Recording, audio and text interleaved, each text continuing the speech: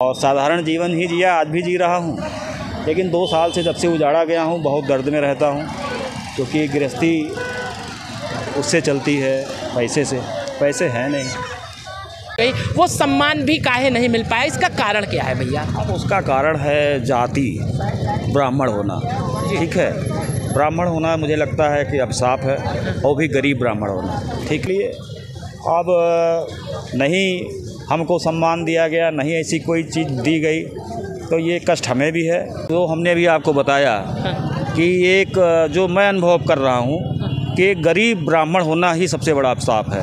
क्योंकि मैंने देखा है कि प्रधानमंत्री नरेंद्र मोदी जी ने जिस तरीके से इकबाल अंसारी का नाम लेके उनकी तारीफ़ किया कि वो बाबरी मस्जिद का मुकदमा लड़ा। अरे एक महेंद्र त्रिपाठी भी है जो राम मंदिर के CBI के कोर्टों में गवाहियाँ दिया, राम मंदिर के सारे सबूत दिए, फैसला आया। और प्रधानमंत्री नरेंद्र मोदी जी का जो है 92 में वो हमने जो इंटरव्यू किया, जिसमें साधारण राम भक्त के रूप में आए थे, मेरे ही सामने उन्होंने संकल्प लिया था दोबारा तभी अयोध्या आऊँगा जब राम मंदिर बनेगा। और ऐसा बरेली कोर्ट में जिसमें मैं गवाह था, उसमें मुलजिम के तौर पर चंपत जी ही थे और नित्य गोपाल दास जी महाराज थे जो अध्यक्ष हैं, और तमाम बड़े नेता लोग थे। आज वो लोग जो है राम मंदिर ट्रस्ट के पदाधिकारी हैं बड़े बड़े, और हम आज अपनी रोजी रोटी के लिए कैमरे पे आके कहना पड़ रहा है कि साहब हमको आप 2 बार जो है उजाड़ चुके हो। एक बार रामलला दरबार में जब हम राम जन्मभूमि स्टूडियो चलाते थे तो 6 दिसंबर 92 में उजड़ गई और अब चौड़ीकरण में उजड़ गई। भैया एक ये भी सवाल लेना चाहेंगे, कहीं ना कहीं जो सच्चे हिंदू सनातन प्रेमी थे जिनका योगदान रहा, क्या उनकी भी बद्दुआ लगी है कहीं ना कहीं जो बैसाखी की सरकार बनी है? अब देखिए, दुआ बद्दुआ तो लगती ही है, क्योंकि बहुत कारसेवक यहाँ अयोध्या में 90 में गोलीकांड में शहीद हुए। उस समय के जो मुखिया थे मुलायम सिंह यादव, जो 90 में गोलीकांड के मुख्य आरोपी थे, उनको पद्मश्री का पुरस्कार दे दिया। तो ये भी एक गलत संदेश गया। हम पत्रकारिता की अब किसी तरीके से जो भी दुकानदार उजाड़े गए हैं, अगर उनको बसा देंगे तो अच्छा है, नहीं तो दुआएं तो जल्दी नहीं लगती पर दुआएं जल्दी लग जाती हैं। राम भी बोलिए, लेकिन जय श्री राम जैसा मर्यादा पुरुषोत्तम श्री राम बनिए। केवल उसका राजनीतिक लाभ न लीजिए, और जो है भगवान राम के जीवन के आदर्श पे चलिए, तो मुझे लगता है कि बहुत बढ़िया जीवन सबका हो जाएगा, चाहे राजनीति में हो चाहे व्यक्तिगत जीवन हो, क्योंकि राम के नाम से ही सबका बेड़ा पार होता है। थी आज 1 बिस्से की ज़मीन 1 करोड़ हो गई, तो कैसे अचानक हो गया? जिस दुकान की हम कीमत 1500 रुपये देते थे, आज वही मेरे सामने दुकान 55,000 रुपया दे रहा है। वो नीचे ठेला लगा रहा, लिखा सावरिया ठेला, वो 15,000 रुपये केवल ठेला लगाने को दे रहा है। ये हो क्या रहा है? ये क्यों, कौन यहाँ इतना महंगाई कर रहा है? जो राम भक्त आ रहे हैं यहाँ पे परेशान हो रहे हैं, वो बाहर जाके बताएंगे नहीं कि अयोध्या में क्या दुर्दशा है। तो इस दुर्दशा को रोकना है, वरना जो है बेकाबू जब जनता हो जाएगी, और देश की जनता, तो बहुत जवाब देना मुश्किल है। ये अयोध्या अचानक जो है ये हम कहते हैं कि विदेश हो गया है क्या, कि जो हम चीज़ें यहाँ पे 1500 रुपये में हम किराया देते थे, आज 55,000 रुपया है। ठेला लगाने वाला 15,000 रुपया महीना दे रहा है। तो ये रोक लगना चाहिए। धर्मशाला होटलों पे भी इतने बेलगाम रेट हो गए हैं। नमस्कार सभी को। इस समय हम राम जन्मभूमि गेट पर खड़े हैं। जब ये राम पथ बनाया गया तो यहाँ पर बहुत से व्यापारियों को उजाड़ दिया गया। व्यापारियों को तो उजाड़ा ही गया, लेकिन आज हमारे साथ ऐसे एक शख्स मौजूद है जो एक कहा जाता है कि क्षणिक, जब राम आंदोलन को लेकर बहुत सी चीज़ें हुई तो उस समय हर क्षणिक चीज़ों को अपने कैमरों में कैद किए हुए थे वरिष्ठ पत्रकार और महेंद्र त्रिपाठी जी हमारे साथ मौजूद है।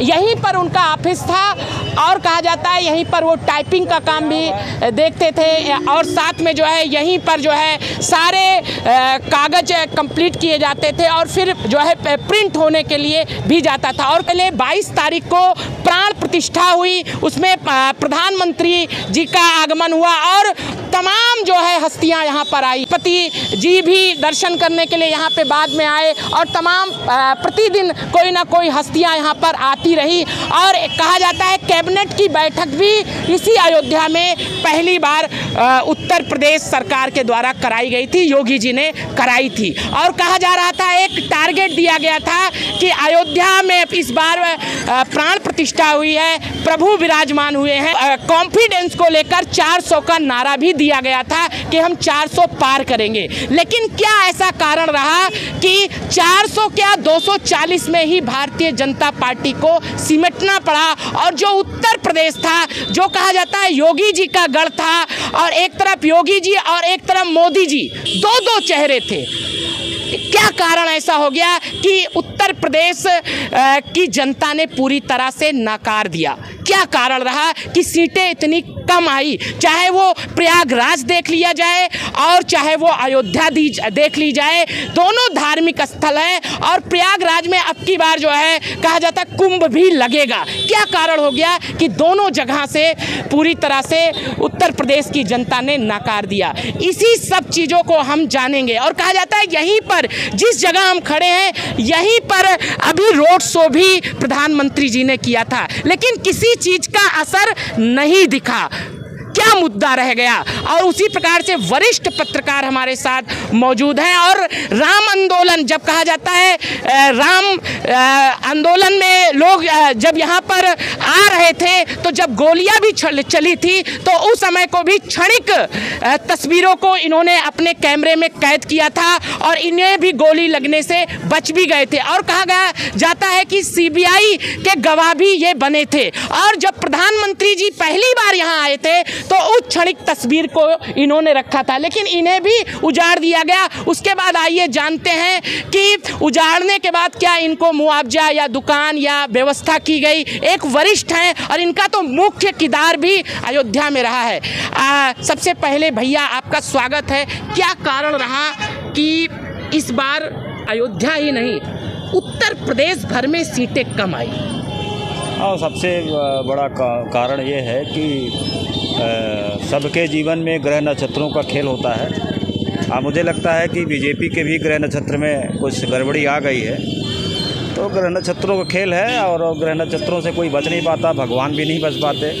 ये तो भाजपा है, तो सीट हार गई है और उसके कई अनेक कारण हैं जी। लेकिन अयोध्या से नहीं हारी है, अयोध्या विधानसभा से, क्योंकि अयोध्या के साथ साथ 4 विधानसभा इस लोकसभा में है फैजाबाद में जी। गरियाबाद, रुदौली, मिल्कीपुर और बीकापुर जी। तो यहाँ से हारी है।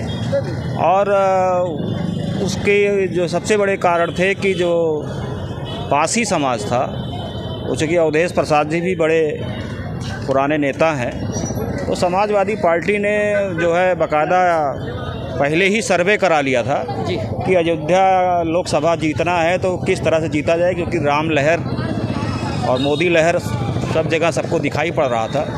तो अखिलेश यादव जी ने एक सर्वे कराया जिसमें इनको पता चला कि इस बार जो है जाति लहर है।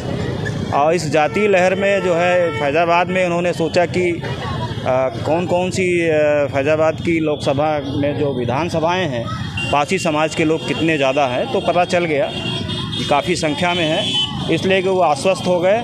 और आपने देखा होगा एक वीडियो भी अखिलेश जी ने यादव जी ने वायरल कर रखा है, जो सोशल मीडिया में देखा जा रहा है कि अवधेश जी को कह रहे हैं कि आप जो है पूर्व विधायक हैं। और तो बहुत भौचक्के रह जाते हैं अवधेश जी, वो कहते हैं कि नहीं मैं तो हूँ विधायक। उन्होंने कहा नहीं, आप फैज़ाबाद लोकसभा चुनाव लड़िए, अब आप वहाँ के सांसद बनेंगे। तो जैसे लगा कि वो निजी भविष्यवाणी कर रहे हैं, तो वो वीडियो में देखा गया है। तो ये सब उसमें रही है, तैयारी की गई है। 55,000 से अवधेश जी जीत गए हैं। वो भी 9 बार विधायक रहे हैं और 6 बार मंत्री रहे हैं। और यहाँ आपसी मनमुटाव बीजेपी के अंदर, बीजेपी ही अंदर कहीं न कहीं सबको था कि प्रत्याशी बदला जाए। लल्लू सिंह को लेकर के कुछ लोगों की भी नाराज़गी थी कि वो अहंकारी हो चुके हैं, जल्दी मिलते नहीं हैं, बात नहीं सुनते हैं। और वो खुलेआम कहते हैं कि जो है हमको थोड़ी कोई वोट दे रहा है, जो दे रहा है मोदी जी को दे रहा है। तो वो कहीं मांगने भी नहीं गए। तो लोगों को रहता था कि ये मतलब खुद ही कह रहे हैं। तो कुछ उसका असर दिखाई पड़ा है। और हम तो जो है राम मंदिर के लिए काफ़ी काम किए हैं। CBI के 2 मुकदमे में हम गवाह रहे हैं। और राम मंदिर है कि बाबरी मस्जिद है, तो मंदिर के पक्ष के तरफ से जो न्यायालय में सबूत दाखिल किए गए थे वो मेरे ही द्वारा दाखिल। कहा जाता है यही से एक सवाल और निकल के आता है, यहीं पर आपकी भी ऑफिस थी और आपने कहा जाता है कहीं ना कहीं भारतीय जनता पार्टी को सपोर्ट भी किया है, और चाहे वो जिस तरह से देखा जाए हर तरह से आप सरकार के पक्ष में जहां जहां आपसे मदद मांगी आपने किया, लेकिन तमाम पत्रकारों को सम्मानित भी किया गया। लेकिन जब आप यहाँ से उजाड़े गए, ये ट्रस्ट भी जानता है और तमाम यहाँ के पत्रकार भी जानते हैं और तमाम लोग जानते हैं, जब आप उजाड़े गए तो उसके बाद आपको भी नहीं बसाया गया, क्या कारण हो गया? और सबसे कारण यही है कि जो ही चौड़ीकरण के दायरे में आ गया वो पूरी तरीके से जो है एक धोखा छल उसके साथ हो गया, क्योंकि शहादतगंज से लता चौक तक ये रास्ता बिल्कुल चौड़ीकरण में सही होना था। आपको तो एक गिफ्ट तो मिलना ही था। तो गिफ्ट में मतलब जब कोई विश्वासघात आपसे कर ले, सरकार योगी जी ने तो विश्वासघात किया नहीं, वो तो यहाँ के प्रशासन को उन्होंने कह दिया कि जिसकी दुकानें तोड़ी जा रही हैं उनको दुकानें आप लोग जी दे दीजिएगा, बसा दीजिएगा। तो उनका एक आदेश हो गया, तो तहसील के जो कर्मचारी थे आए, बाकायदा फार्म भरा ले गए और सबका नाम पता लिख के दर्ज हो गया। और मुझे लगता है सरकार यहाँ के जो अधिकारी हैं वो पहले कहा जाता है कुछ गिफ्टेड निकाले गए थे, कुछ दुकान निकाले गए थे और वो दिए गए थे, वो क्या हूँ कि वो दुकानें जो है आपको टेढ़ी बाजार चौराहे पे जो कॉम्प्लेक्स बना है और इधर रेलवे स्टेशन पे जो कॉम्प्लेक्स बना है, इसी में ही इशारा किया गया कि इसमें आपको मिल जाएगा जी। और 1.5 साल के बाद मतलब 2022 में ही ये चौड़ीकरण में टूट गई। तो ये 23 के लास्ट में बताया गया, दिसंबर में जब मंदिर का उद्घाटन होने वाला था, कि आप लोग चिंता न कीजिए, आप लोगों को दुकानें वाला जगह पे मिल रही है। बड़ी खुशी हुई। हम लोग बहुत जो है मुख्यमंत्री जी को बधाई दिए कि चलिए कम से कम दुकान टूट गई, सब कुछ हो गया, राम मंदिर बन रहा है, तो राम काज में सब हम लोग भी अपना योगदान दे दें। लेकिन कहीं न कहीं रोजी रोटी भी मिलनी चाहिए, क्योंकि उसके बगैर काम चलता नहीं है। हम लोग अयोध्यावासी हैं, तो इसलिए राम के ही प्रति हम लोग रहते हैं और बचपन से ही हम लोग इसी अयोध्या की जन्मभूमि में पैदा हुए हैं, तो सारे पले बड़े हैं। और रामलला के दरबार में हम बरसों राम जन्मभूमि स्टूडियो चलाए हैं। और लेकिन आपका मोदी जी का पहला इंटरव्यू भी 14 जनवरी 1992 को हमने किया था जी, जब वो साधारण राम भक्त के रूप में आए थे जी। रामलला की कृपा हो गई, वो 4 बार गुजरात के मुख्यमंत्री बने, 2 बार प्रधानमंत्री बने, अब तीसरी बार भी बन गए, तो उनके ऊपर रामलला की कृपा है। लेकिन प्रशासनिक अधिकारियों ने अयोध्या विकास प्राधिकरण को जो दायित्व दे दिया कि यहाँ के दुकानदारों को आप स्थापित कीजिए, तो उसमें खेल हो, वो तैयारी कर लिए। और हमको लगता है कि वो मुख्यमंत्री जी को भी बताया नहीं गया जी, क्योंकि एक इस तरह से फार्मूला तैयार हो गया कि दुकानें तो इनको दीजिए, इतना पैसा मांग लीजिए कि ले ही ना पावें। तो जब हमको कॉल किया गया कि आपको टेढ़ी बाजार चौराहे पर आपको कॉम्प्लेक्स में 357 नंबर जो है दुकान है, आपको अलाट हो गई है, बड़ी खुशी हुई। और हमने इधर उधर खुशियाँ बाँटी, मिठाइयाँ भी एक दूसरे की खिलाई, चलिए मिल रही है। लेकिन हम अयोध्या विकास प्राधिकरण गए तो पता चला कि जो है एक एफिडेविट दिया गया कि ये आप पढ़ लीजिए, इसके अनुसार ही आपको दुकान मिलेगी। तो उसमें लिखा था साफ साफ कि 3 महीने के अंदर आपको पूरा पेमेंट जमा करना है। तो लगभग 16 लाख रुपए मेरे लिए लिखा था, लेकिन उसमें अलग से भी तमाम फॉर्मेलिटीज़ थी कि GST भी आप ही को भरना है, अयोध्या नगर निगम का टैक्स भी आप ही को भरना है, और जो दुकान की रजिस्ट्री होगी वो भी आपको ही भरना है, और जो आपका बिजली कनेक्शन होगा वो भी आपको भरना है। तो सब कमर्शियल के हिसाब से होगा। तो हमने जब पूछा अधिकारियों से लगभग बैठेगा कितने का, तो ये हो गया लगभग आप 20 के आसपास पहुंच जाएंगे। तो जब 20 लाख हमने सुना तो वैसे ही मेरी जो है एक सांस फूल गई कि 20 लाख कहाँ से लाएं। और पत्रकारिता में लंबे समय से काम कर रहे हैं, तो जाहिर सी बात है कि एक पत्रकारिता एक समाज सेवा का कार्य है। लेकिन हमने यहाँ पे typing centre, photo state, computer और इस तरह के सारी चीज़ लगा रखे थे कि कोई भी बाहर से पत्रकार आता था तो यहीं सारा उसका काम हो जाता था और हमसे मिलने का एक जरिया भी हो जाता था। और इस तरह से यहाँ पे था, लेकिन अब उजड़ गया तो फिर अब दर्द तो बताना ही पड़ता है। तो वो फॉर्मेलिटीज़ ऐसी हो गई कि जो है 3 महीने में पैसा जमा करना है। तो हम चले गए बैंक, तो बैंक से हमने सोचा लोन मिल जाए। तो लोन लेने गए तो उसने कहा कि दुकान मालिक तो आप हैं नहीं, दुकान मालिक तो विकास प्राधिकरण है, आपको लीज पे दी जा रही है, इसलिए आपको लोन नहीं मिलेगा। यही सारा जो है खेल अयोध्या के व्यापारियों के साथ हो गया। तो कोई भी दुकानदार यहाँ ले ही नहीं पाया, और उसमें था कि 3 महीने में आप नहीं ले पाएंगे तो आपको दुकान रद्द कर दी जाएगी। तो कहीं ना कहीं ये आपको लगता है कि एक प्रकार से छल किया गया, धोखा हो गया अयोध्या वासियों के साथ और विश्वासघात हो गया कि हम लोग जो है, पहले तो जो फार्म भराए गए उसमें तो ये तो नहीं लिखा था कि जो है आपको पैसा भी देना है। पहले तो हमको लगा कि दुकान के बदले दुकान मिलेगी, क्योंकि जो मुआवजा दिए जा रहे थे सड़कों के वो 1 लाख, 1.5 लाख, 2 लाख, और जो कोई बहुत पहुंच वाला है तो उसको अपनी अधिकारियों की अपनी कृपा है उनके ऊपर। नहीं, जैसे कहा जाता है चलिए सबके साथ धोखा, लेकिन आप कहा जाता है एक बहुत वरिष्ठ पत्रकार हैं और आपके तमाम जो है चैनल, बड़े से बड़े चैनल जो है इंटरव्यू किए हैं, और कहा जाता है जब प्रतिष्ठा प्रधानमंत्री जी आने वाले थे तब भी आपके कई इंटरव्यू बहुत वायरल भी हुए, और ऐसा कोई भी शख्स नहीं होगा जो आपको नहीं जानता होगा। लेकिन आपने बहुत कुछ बताया और बहुत कुछ साक्ष्य भी दिए, लेकिन उसके बाद कहा जाता है आपको तब भी जिस प्रकार का सम्मान मिलना चाहिए था सरकार के द्वारा, या जो सम्मान यहाँ से जाना चाहिए था, वो सम्मान भी, चलिए ठीक है दुकान की बात तो अलग हो गई, वो सम्मान भी काहे नहीं मिल पाया, इसका कारण क्या है भैया? अब उसका कारण है जाति, ब्राह्मण होना। ठीक है, ब्राह्मण होना मुझे लगता है कि अभिशाप है, और भी गरीब ब्राह्मण होना। ठीक है, तो लंबे समय से पत्रकारिता किया हूँ, इतना ही मुझे सौभाग्य दिया गया कि राम मंदिर के उद्घाटन में हमें आमंत्रित किया गया और मैं एकलौता अयोध्या के पत्रकार के रूप में वहाँ पर बुलाया गया। तो ये सम्मान था, मैंने काम किया राम जी के लिए। अब नहीं हमको सम्मान दिया गया, नहीं ऐसी कोई चीज़ दी गई, तो ये कष्ट हमें भी है। और मुझे लगता है कि जो लोग पत्रकारिता कर रहे हैं इन सब के लिए एक है कि जिसने वास्तव में रामलला के लिए काम किया, पत्रकारिता किया, क्या उसका इतना भी हक नहीं है कि उसको जो है, अगर उसका उजाड़ा गया है तो उसको बसाया भी जाए? तो चूँकि पहले हम लोग इसलिए नहीं बोल रहे थे कि मंदिर का उद्घाटन था, गलत संदेश जाता। अब तमाम चैनलों पे इधर उधर समीक्षाएं हो रही, लोग अयोध्या के बुरा भला कह रहे हैं, गालियाँ बक रहे हैं, तरह तरह की अफवाहें उड़ा रहे हैं। तो दर्द सामने आ गया, लोग अपनी बातें कह रहे हैं तो मुझे भी बताना पड़ रहा है। जी, और एक वीडियो हमने आपका देखा था कि जब योगी जी शायद मुख्यमंत्री पहली बार बने थे, जब यहाँ आए थे तो आपने उनका इंटरव्यू भी किया था, और वो इंटरव्यू समय समय पर वायरल भी होता रहता है। लेकिन एक दर्द ये रहता है कि आपको भी रहता होगा, और कहा जाता है सूचना विभाग हो या तमाम विभाग हो, वो कहीं ना कहीं अपने IT सेल के द्वारा या अपने विभाग के द्वारा जो उसका IT सेल का निगरानी भी रखता है। तो कहीं ना कहीं एक आपका चेहरा तो बहुत बड़ा है, वो तो मानना ही पड़ेगा अयोध्या वासियों को, और तमाम मुद्दों को आपने उठाया भी है, और तमाम लोगों के लिए चेहरा बड़ा होना और नाम होना बहुत बड़ी बात नहीं है। असल में जो हमने भी आपको बताया कि एक जो मैं अनुभव कर रहा हूँ कि गरीब ब्राह्मण होना ही सबसे बड़ा अभिशाप है। क्योंकि मैंने देखा है कि प्रधानमंत्री नरेंद्र मोदी जी ने जिस तरीके से इकबाल अंसारी का नाम लेके उनकी तारीफ़ किया कि वो बाबरी मस्जिद का मुकदमा लड़ा, अरे एक महेंद्र त्रिपाठी भी है जो राम मंदिर के CBI के कोर्टों में गवाहियाँ दिया, राम मंदिर के सारे सबूत दिए, फैसला आया।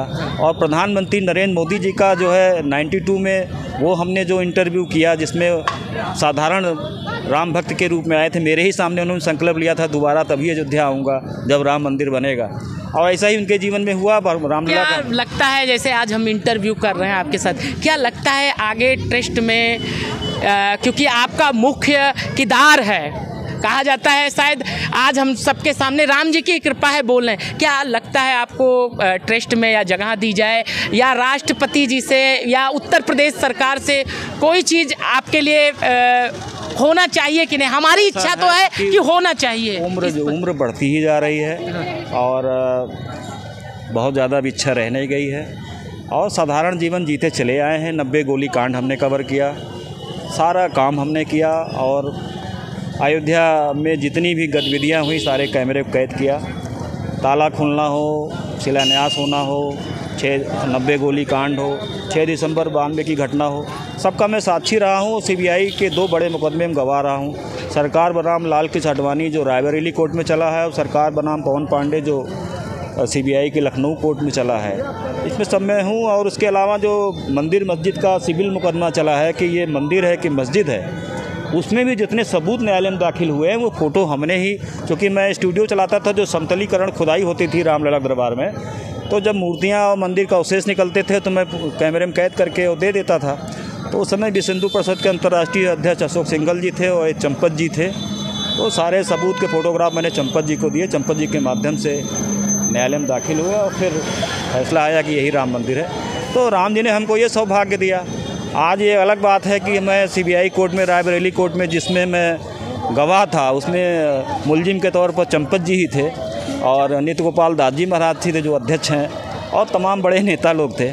आज वो लोग जो है राम मंदिर ट्रस्ट के पदाधिकारी हैं बड़े बड़े, और हम आज अपनी रोजी रोटी के लिए कैमरे पे आके कहना पड़ रहा है कि साहब हमको आप 2 बार जो है उजाड़ चुके हो। एक बार रामलला दरबार में जब हम राम जन्मभूमि स्टूडियो चलाते थे तो 6 दिसंबर 92 में उजड़ गई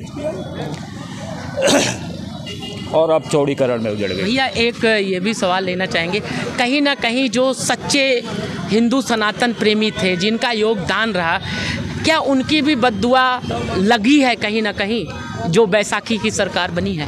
अब देखिए, दुआ बद्दुआ तो लगती ही है, क्योंकि बहुत कारसेवक यहाँ अयोध्या में 90 में गोलीकांड में शहीद हुए हैं, और वही कारसेवकों के परिवारों तक का सुध नहीं लिया गया, जिनके बल पे आज इतना बड़ा दिन देखने को मिल रहा है। ना उनको बसाया गया, ना उनको कोई नौकरियां दी गई, तो कहीं ना कहीं चूक है। आज मेरा दर्द आप देख रहे हैं, ठीक है, तो कल किसी कारसेवक के परिवार का भी दर्द आपको देखने को मिलेगा। तो ये चूक है सरकार की, और मुझे लगता है कि ये जो अधिकारियों ने रिपोर्ट भेजी है गलत भेज दी है, और इससे संदेश गलत चला गया। और सबसे बड़ा गलत संदेश एक ये भी गया कि प्रधानमंत्री नरेंद्र मोदी जी ने उस समाजवादी पार्टी को जो है, उस समय के जो मुखिया थे मुलायम सिंह यादव, जो 90 में गोली कांड के मुख्य आरोपी थे, उनको पद्मश्री का पुरस्कार दे दिया। तो ये भी एक गलत संदेश गया। हम पत्रकारिता कर रहे हैं, हम इन्हें इतना राम मंदिर के लिए काम किया, तो हमें यश भारती तो मिलना चाहिए। ना यश भारती मिले तो हमको एक दुकान तो रोजी रोटी लिख चाहिए। तो ये सब अन्याय हो गया है। तो मेरा तो यही है कि अब किसी तरीके से जो भी दुकानदार उजाड़े गए हैं, अगर उनको बसा देंगे तो अच्छा है, नहीं तो दुआएं तो जल्दी नहीं लगती, पर दुआएं जल्दी लग जाती हैं। जाता है कि इस बार जैसे कहा जाता है मोदी की गारंटी, लेकिन अब कहा जाता है गठजोड़ की सरकार बन चुकी है, NDA की सरकार बन चुकी है बैसाखी की। तो क्या आपको लगता है कि आगे जिस प्रकार से अभी तक डिसीजन भारतीय जनता कहा जाए स्वतंत्रता से डिसीजन लेने के लिए पहचानी जाती थी, तो क्या लगता है वो डिसीजन ले पाएगी, या ये सरकार 5 साल चलेगी या टूट जाएगी? रिमोट तो जो है नीतीश जी के पास है, चंद्रबाबू नायडू जी के पास है, तो ये लोग अपना बराबर दबाव बनाते रहेंगे। लेकिन प्रधानमंत्री नरेंद्र मोदी जी भी एक यक्ष योग्य ऋषि महात्मा का ही उनका जीवन है। मुझे लगता है सारे वो चीज़ों को संभाल ले जाएंगे, तो ये कार्यकाल उनका तो निकल ही जाएगा। लेकिन आज जितनी बातें उठ रही है उस पर उनको भी चिंतन करना पड़ेगा, क्योंकि अभी हमने देखा एक वीडियो वायरल हुआ है हनुमानगढ़ी के पुजारी राजू दास का, वो DM SSP को ही और सारे अधिकारियों को चोर बता रहे हैं। तो ये गुस्सा अगर आज बाहर आ रहा है संतों का, महंतों का, तो इस पर भी चिंतन करना होगा कि आखिर कोई संत महंत इस तरह का वीडियो बना के वायरल सवाल निकल के आ गया। तो कहा जाता है कि जो गठबंधन की सरकार, पलटू राम चाचा कहा जाता है वो भी मुस्लिम प्रिय हैं, और जो नायडू बाबू जी हैं वो भी मुस्लिम प्रिय हैं, दोनों के दोनों जो है मुस्लिम प्रिय हैं। और कहा जाता है आरक्षण की बात आएगी, तमाम चीज़ें मुस्लिमों के लिए आई है, तो चंद्रबाबू नायडू ने पहले ही साफ कर दिया है कि आरक्षण की बात हो या तमाम चीज़ें मीडिया में चल रही है। तो इस तरह से फिर हिंदुत्व की बात तो फिर कहाँ ख़त्म हो जाएगी? तब तो और भी जातिवाद और एक समीकरण बनेगा, आगे चुनाव के लिए और भी दिक्कतें आएगी। देखिए, आने वाला समय जो है मुझे लगता है कि अब जातीय समीकरण पर चलेगा। क्योंकि अयोध्या की जो लोकसभा है वो एक संदेश चला गया है जातीय समीकरण में। यहाँ पासी समाज ने BJP को हरा दिया, तो एक संदेश गया है। अब राम लहर नहीं चलेगी? नहीं, राम लहर चलेगी जी, लेकिन अब केवल राम का नाम लेने से काम नहीं चलेगा, काम करना पड़ेगा। क्योंकि यदि काम आप नहीं करेंगे तो 14 वर्ष तो भगवान राम ने ही वनवास बिताया, और 500 वर्ष तक जो है भगवान राम लला ही अपने ही भवन के आने के लिए मुकदमे लड़े हैं। तो ये आने वाला समय ये सब आपको सीखना पड़ेगा, समझना पड़ेगा कि फिर इस तरह से कोई ऐसा जीवन ना बने और काम अच्छे कीजिए, महंगाई कम कर दीजिए, नौकरियां दे दीजिए, लोग पुरानी चीज़ों को भूल जाएं, नई याद करें। अगर कुछ नयापन आएगा तो मुझे लगता है कि सरकार बराबर अच्छे ढंग से चलती रहेगी। अगर इसी पुराने ही ढर्रे पे चलेगी और परिवर्तन नहीं आएगा तो अब जनता ऊब चुकी है। सबको अब चाहिए रोज़गार, सबको चाहिए रोटी, और रोटी कपड़ा मकान से ही सरकार चलती है। और महंगाई अगर काबू ना की गई तो देश जो है बेकाबू हो रहा है। हम बड़ी बड़ी बातें चैनलों पर और सभाओं पे तो कर रहे हैं, पर ये भूल जा रहे हैं कि देश की जनता जो है का जो दर्द है वो है, उसकी भी समस्याएं को सुनिए। यहाँ का अधिकारी सुनते ही नहीं हैं। आप ज़्यादा शिकायत कीजिए तो आपके खिलाफ़ एफआईआर, काफ़ी पत्रकारों के खिलाफ़ एफआईआर। तो ये एफआईआर, बुलडोज़र, ये डर ख़त्म किया जाए, काम किया जाए, और काम किया जाए जो सही काम कर रहा है उसको जो है उनके साथ न्याय किया जाए, अन्याय न किया जाए। जब जब अन्याय होता है तब तब राम कहीं से पैदा होते हैं। तो अब अन्याय कहीं न कहीं अगर हो जाएगा तो राम को फिर से अवतार लेना पड़ेगा और फिर बीजेपी को मजबूती से काम करना पड़ेगा। यही मेरा कहना है, क्योंकि जो है काम कीजिए, जय श्री राम भी बोलिए, लेकिन जय श्री राम जैसा मर्यादा पुरुषोत्तम श्री राम बनिए। केवल उसका राजनीतिक लाभ न लीजिए और जो है भगवान राम के जीवन के आदर्श पे चलिए, तो मुझे लगता है कि बहुत बढ़िया जीवन सबका हो जाएगा, चाहे राजनीति में हो चाहे व्यक्तिगत जीवन हो, क्योंकि राम के नाम से ही सबका बेड़ा पार होता है। और अगर अन्याय हो गया है तो न्याय भी आपको ही देना है, उस पर चिंतन कीजिए। जो लोग उजाड़े गए हैं उनको बसाइए, वरना जो लोग भूखे सड़कें पे परेशान हैं, जो गरीब इधर उधर हैं, आज बाहर के लोग आके दुकान यहाँ कर रहे हैं और यहाँ के लोग जो है सड़कों पे घूम रहे हैं कि हमको दुकान मिले। आज उन्हीं दुकानों पे लोग जो है नौकर बन के आ गए हैं, जहाँ पहले मालिक बन के रहते थे। ये दृश्य जो देखा जा रहा है ये राम राज्य के नहीं है, ये बिल्कुल घोर कलयुग वाला राज दिख रहा है। इस पे चिंतन करना है क्योंकि जो है अयोध्यावासी यदि अयोध्या से उजाड़ दिए गए तो भगवान भी नाराज़ हो जाएंगे। जनता जो है जब पेट में भोजन नहीं रहेगा, घर में जाएंगे बच्चे भी तरह तरह की मांग करेंगे, आप पूरा नहीं कर पाएंगे तो दुआ तो मिलेगी नहीं, बद्दुआ ही मिलेगी। इसलिए बद्दुआ न लीजिए, दुआ लीजिए, लोगों को बसाइए और उनके दर्द पे मरहम लगाइए। और मुझे लगता है कि तभी श्रेष्ठ नेता बन पाएंगे आप। अब नेता की परिभाषा ये नहीं है कि एक बार नेता बन गए तो आपको जादू की छड़ी मिल गई, आपके तमाम बंगले हो गए, आपके तमाम गाड़ियाँ हो गई, तो ये भ्रष्टाचार दिखता है। नेता को बिल्कुल सार्वजनिक जीवन में साधारण मानव के तरीके होना चाहिए, लेकिन उल्टा होता है। आज यहाँ पे तमाम ज़मीनों पे जो है भू माफियाओं के कब्जे हो गए, उस पे जो है कहीं से सुनवाई नहीं हो पाई है। तो यहाँ इतनी कीमतें बन गई, जो ज़मीन यहाँ 2 लाख 5 लाख रुपया बिस्वा मिलती थी, आज एक बिस्से की ज़मीन 1 करोड़ हो गई। तो कैसे अचानक हो गया? जिस दुकान की हम कीमत 1500 रुपये देते थे, आज वही मेरे सामने दुकान 55,000 रुपया दे रहा है। वो नीचे ठेला लगा रहा है, लिखा सावरिया ठेला, वो 15,000 रुपये केवल ठेला लगाने को दे रहा है। ये हो क्या रहा है? ये क्यों, कौन यहाँ इतना महंगाई कर रहा है? जो राम भक्त आ रहे हैं यहाँ पे परेशान हो रहे हैं, वो बाहर जाके बताएंगे नहीं कि अयोध्या में क्या दुर्दशा है। तो इस दुर्दशा को रोकना है, वरना जो है बेकाबू जब जनता हो जाएगी और देश की जनता, तो बहुत जवाब देना मुश्किल है। ये अयोध्या अचानक जो है ये हम कहते हैं कि विदेश हो गया है क्या, कि जो हम चीज़ें यहाँ पे 1500 रुपये में हम किराया देते थे, आज 55,000 रुपया है। ठेला लगाने वाला 15,000 रुपया महीना दे रहा है। तो ये रोक लगना चाहिए। धर्मशाला होटलों पे भी इतने बेलगाम रेट हो गए हैं। रेट ये बता दीजिए भैया कि 5 साल ये सरकार चल जाएगी कि नहीं चलेगी? बस मैं तो यही कहूँगा, राम जी का आशीर्वाद बना रहे, क्योंकि सनातनी प्रधानमंत्री हैं, देश को जल्दी मिलने वाले नहीं हैं। अगर आप समीक्षा करेंगे तो देन बेटर प्रधानमंत्री हमारे नरेंद्र मोदी जी हैं, और जो कमियां हैं उसकी समीक्षा वो करवा ही रहे हैं, रिपोर्ट जा ही रही होगी। और मुझे लगता है कि अगर कमियों को दूर कर लेंगे तो फिर वो अनंत काल तक, जब तक प्रधानमंत्री वो बनना चाहेंगे, बनते रहेंगे। मोदी की गारंटी बोलेंगे कि एनडी की गारंटी बोलेंगे? नहीं, मोदी इंडी की गारंटी नहीं है। अब तो उनको जो है नेताओं की गारंटी लेनी होगी। जो क्षेत्र के नेता काम करने जाएं वो अच्छी तरीके से जांच पड़ताल कर लें कि हमारे एरिया में कितने अधिकारियों के द्वारा लोगों को न्याय दिया जा रहा है, कितनी सुनी नहीं जा रही है, क्योंकि यहाँ बिल्कुल अनसुनी कर दी गई है। तो अनसुनी ना करें, काम करें, और जब काम करोगे तो आपके पक्ष में लोग रहेंगे, आपकी जय जयकार होगी। और हम ही लोग हैं जैसे पत्रकारिता करते हैं, हम लोग जिसके बारे में लिखते हैं अच्छाई वो प्रशंसा करता है, जिसकी बुराई लिख देते हैं वो नाराज़ हो जाता है। तो ऐसे ही सरकार भी है, आप प्रशंसा लिखिए, बहुत तारीफ़ हो रही, कुछ आपने बुराई लिख दी तो आपके ऊपर मुकदमे हो गए। तो ये मुकदमे का भय ना हो, काम कीजिए, काम करते रहिएगा तो मुझे लगता है कि कोई रुकावट नहीं आएगी। अगर जनता के प्रति लापरवाही होगी, महंगाई बढ़ेगी और हम पहले ही जैसे जो है वातावरण में रहेंगे तो मुश्किल है।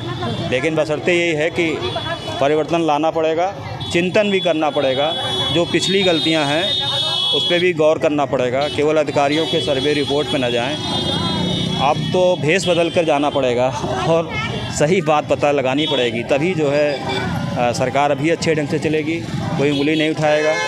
क्योंकि सच्चाई होती है कुछ और सरकार के पास रिपोर्ट पहुंचती कुछ, तो ये कहीं ना कहीं अंतर हो रहा है। तो इस पे सरकार को भी चिंतन करना है और सबको चिंतन करना है। अब अपना परिचय दे दीजिए भैया। चर्चे फिर तो यही हम कहेंगे कि भाई एक 45 वर्ष बीत गया पत्रकारिता करते हुए, तो महेंद्र त्रिपाठी के नाम से लोग जान रहे हैं। मैं प्रेस क्लब अयोध्या का अध्यक्ष हूँ और जितने हमने काम किए हैं और साधारण जीवन ही जिया, आज भी जी रहा हूँ, लेकिन 2 साल से जब से उजाड़ा गया हूँ बहुत दर्द में रहता हूँ, क्योंकि गृहस्थी उससे चलती है, पैसे से, पैसे हैं नहीं। और जिस तरीके से मांग किया गया है अयोध्या विकास प्राधिकरण के द्वारा, ये भी बहुत दर्द भरा है, क्योंकि ये एक विश्वासघात है। जब किसी के साथ विश्वासघात छल हो जाता है तो वो दर्द में ही हो जाता है। हमें लगता था कि दुकान के बदले हमको दुकान मिल जाएगी, दुकान नहीं मिली तो मेरी रोजी रोटी का ही संकट है। पत्रकारिता हम करते हैं, चैनल पे समाचार जाता है, लिखते हैं, बड़ी बड़ी अंतर्राष्ट्रीय पे लिख रहे हैं, लेकिन गृहस्थी तो पैसे से चलती है ना। जब तक हम खुद कोई रोज़गार नहीं करेंगे, वो हमारे पास से अब नदारत है। इसी तरीके से 2 साल तक अपने हम गृहस्थी चलाए, लेकिन अब संकट में हैं। तो इस प्रकार से आपने देखा कि हमारे साथ प्रेस क्लब के अध्यक्ष वरिष्ठ पत्रकार महेंद्र त्रिपाठी जी मौजूद रहे और आज उन्होंने कैमरे के सामने पूरा दर्द अपना जाहिर किया और ये भी बताया कि किस कारणों से जो है भारतीय जनता पार्टी की सीट कम आई और क्या क्या आगे करेगी, तो उसके लिए भविष्य में अच्छा होगा। और अगर क्या चीज़ें, अगर वो गलतियां करेगी तो आगे उसके साथ क्या चीज़ें बीत सकती है। और अधिकारियों से रिपोर्ट लेकर ही काम नहीं करना होगा, जनता के बीच जाके स्वयं ही नेताओं को सर्वे लेना होगा और समीक्षा करनी होगी कि हमारा काम कितना बेटर है और कितना अच्छा है और कितना खराब है, तभी कुछ अच्छा हो सकता है जनता के लिए भी और नेता के लिए भी।